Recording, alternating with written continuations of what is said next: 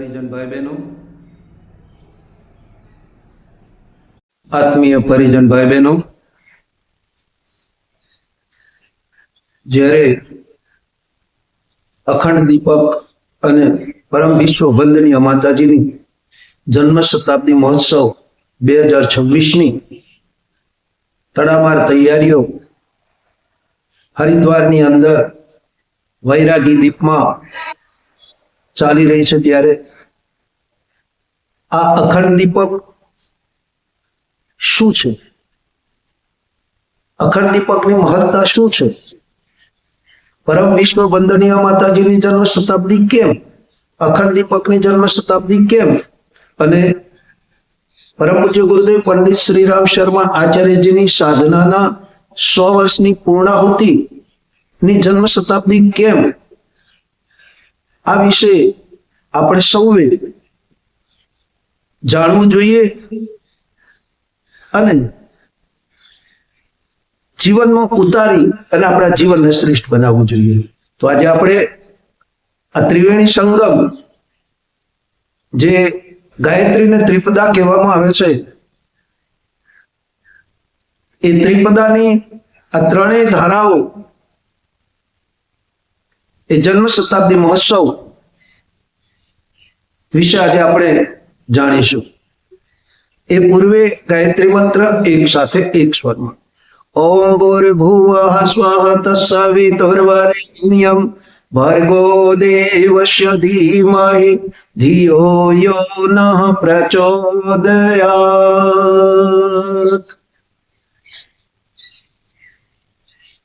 શાસ્ત્રો, વેદો અને પુરાણોમાં દીપકનું મહત્વ ખૂબ જ બતાવ્યું છે. જે દીપકના માધ્યમ દ્વારા, એના પ્રકાશના માધ્યમ દ્વારા તમસોમાં જ્યોતિર્ગમય એ ભાવના પ્રકાશિત થાય છે. જ્યારે વિશ્વ ઉપર, માનવતા ઉપર અજ્ઞાન, અભાવ અને અશક્તિ હાવી થઈ અને માણસની બુદ્ધિને, માણસના ચિંતનને એ હણી લે છે, ત્યારે મનુષ્યની અંદર ઓજસ, તેજસ, વર્ચસની પ્રાપ્તિ કરાવવા માટે, આત્મજ્યોતિને જાગૃત કરવા માટે આ દીપક એ ખૂબ જ અગત્યની ભૂમિકા ભજવે છે. દીપકને પરમાત્માનું જીવંત સ્વરૂપ માનવામાં આવે છે. એમ કહેવામાં આવ્યું છે કે કોઈ બી દીપક 40 વર્ષથી વધુ પ્રજ્વલિત રહે તો એ દિવ્ય જ્યોતિ બની અને દિવ્ય શક્તિઓનો પુંજ બને છે.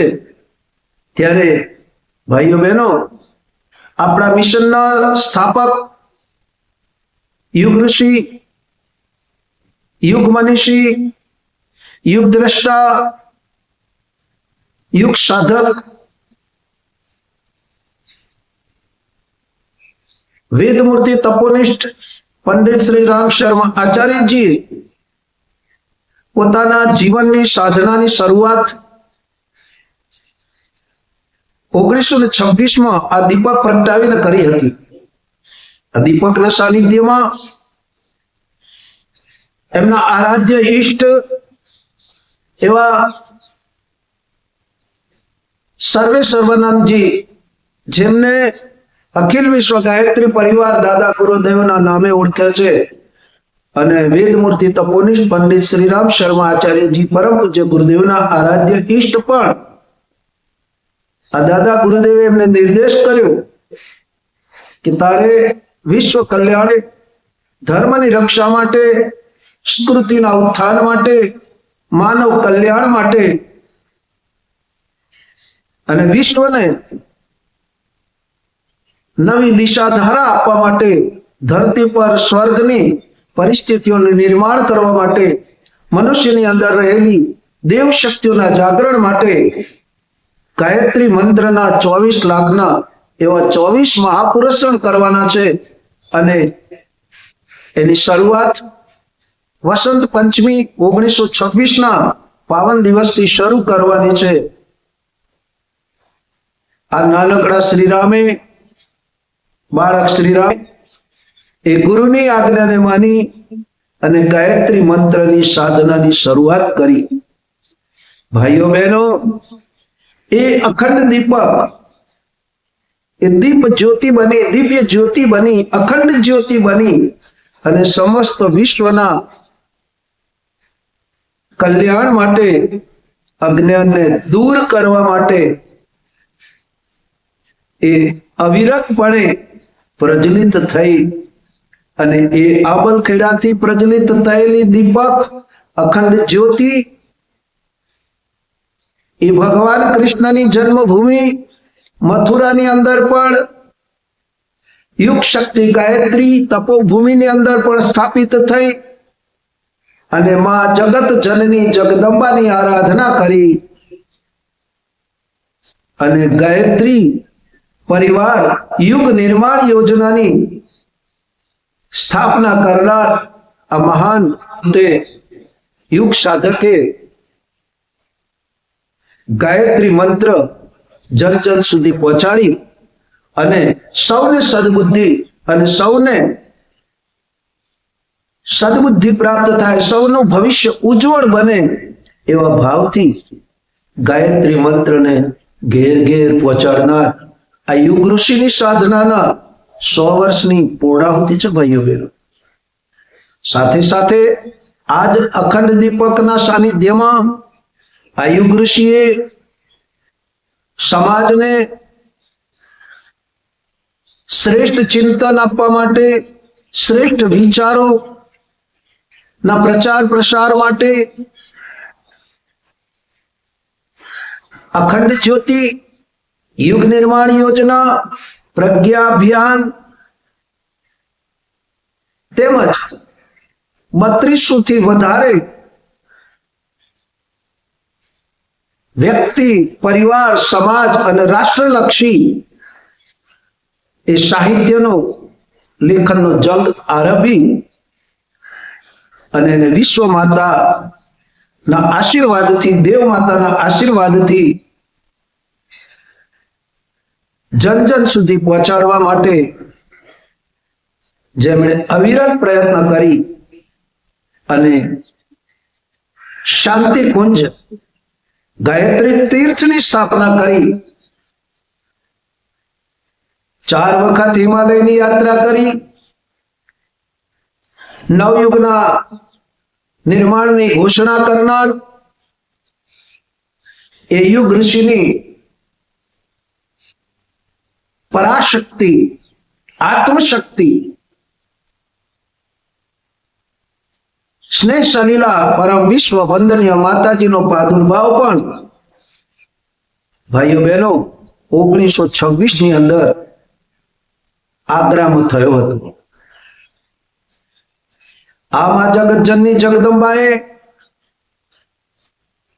પૂજ્ય વર્ણના અધૂરા રહેલા એ કાર્યને ગાયત્રી પરિવારને પ્રેમ, લાગણી, ભાવ, સંવેદનાથી સિંચી અને વટવૃક્ષ બનાવી અને નારી શક્તિને જાગૃત કરવા માટે, નારી શક્તિને સંગઠિત કરવા માટે, નારી શક્તિને સમાજમાં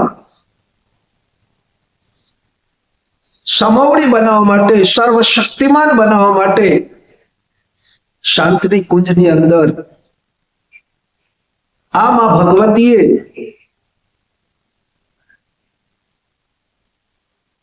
દેવ કન્યાઓને ગાયત્રી મંત્રની સાધનાના માધ્યમ દ્વારા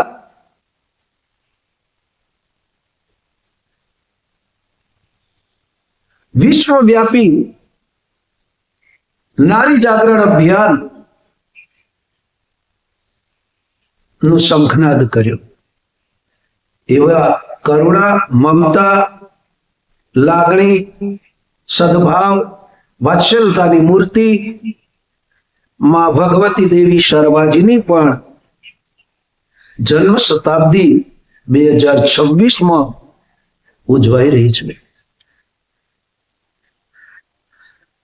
આવી ત્રિવેણી જ્ઞાન ગંગા જ્યારે ગાયત્રી કુંભના માધ્યમ દ્વારા અવિરતપણે એ જ્ઞાનની ગંગામાં સમસ્ત વિશ્વને સ્નાન કરાવી અને કલ્યાણ કરવા માટે જ્યારે આ ધરતી પર અવતરિત થઈ એવા યુગના ભગીરથ, એવી આ યુગની મહાશક્તિ અને એવી એક દિવ્ય અખંડ જ્યોતિની જન્મ શતાબ્દી જ્યારે આપણે મહોત્સવના રૂપમાં 2026 જાન્યુઆરી વસંત પંચમી ના રોજ વૈદિક મંત્રોચ્ચાર દ્વારા એ માનું આવાહન કરી સ્વર્ગની દેવ શક્તિઓ ધરતી પર આવી અને નવા ભારતનો સમર્થન, સમૃદ્ધ ભારતનો, સશક્ત ભારતનો, સંગઠિત ભારતનો એ નિર્માણ કરી અને ભારતને વિશ્વનો સમ્રાટ બનાવી, વિશ્વનો જગતગુરુ બનાવી અને વિશ્વની સંચાલન શક્તિ, વિશ્વની માર્ગદર્શન શક્તિ, વિશ્વની વૈશ્વિક મહાસત્તા બનાવી અને ભારત માતાની એ ગૌરવ ગાથા ને જન જન સુધી પહોંચાડી અને સૌને જ્યારે આહ્વાન કરી રહી હોય, પુકાર કરી રહી હોય, ત્યારે ભાઈઓ બહેનો, સમસ્ત વિશ્વની માનવ જાતિને જાગવાનો સમય આવી ગયો છે. ગાયત્રી મંત્રના માધ્યમ દ્વારા વિશ્વ માનવતાને સદવિચારો, સદજ્ઞાન, સદભાવ અને સત્કર્મ કરવા માટે પ્રેરિત કરવાનો સમય આવી ગયો છે. ત્યારે આપણે આપણા સમય, પ્રતિભા, સાધન, શક્તિ નો એક અંશ લગાવી અને આ મહાન કાર્યની અંદર આપણે એક આહુતિ સમર્પિત કરીએ એવા ભાવ સાથે આપ સૌને આ જન્મ શતાબ્દી મહોત્સવ જ્યારે જાન્યુઆરી 22, 23, 24, 25 અને 26 ના રોજ સંપન્ન થવા જઈ રહ્યો છે, ત્યારે આપ સૌને વધારવા માટે અને ગાયત્રી મંત્રની સાધના કરી, ઉપાસના કરી, ઘેર ઘેર ગાયત્રી મંત્ર, ઘેર ઘેર યજ્ઞ અને ઘેર ઘેર સદવિચારોને પહોંચાડવા માટે આયુ ઋષિએ લખેલા સત સાહિત્યને જ્ઞાન મંદિરના રૂપમાં આપણે પ્રત્યેક ઘરની અંદર સ્થાપના કરી અને એ પરિવારને, ઘરને શ્રેષ્ઠ બનાવીએ, સંસ્કારી બનાવીએ. એ જ આ યુગની માગ છે. યુગની માગ સમયદાન, અંશદાન.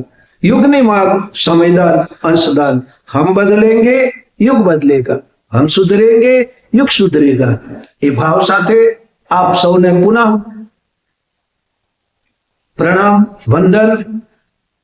भाइयों बहनों, आ वीडियो आपने गम्यो होय तो अमारी आ चैनल ने लाइक करजो, शेर करजो, सब्सक्राइब करी अने आपना स्वजनों सुधी पहोंचाड़ी अने अमने आवा ने आवा वीडियो आपना सुधी पहोंचाडवानी, सेवा करवानी तक आपशो एवा भाव साथे नमस्कार.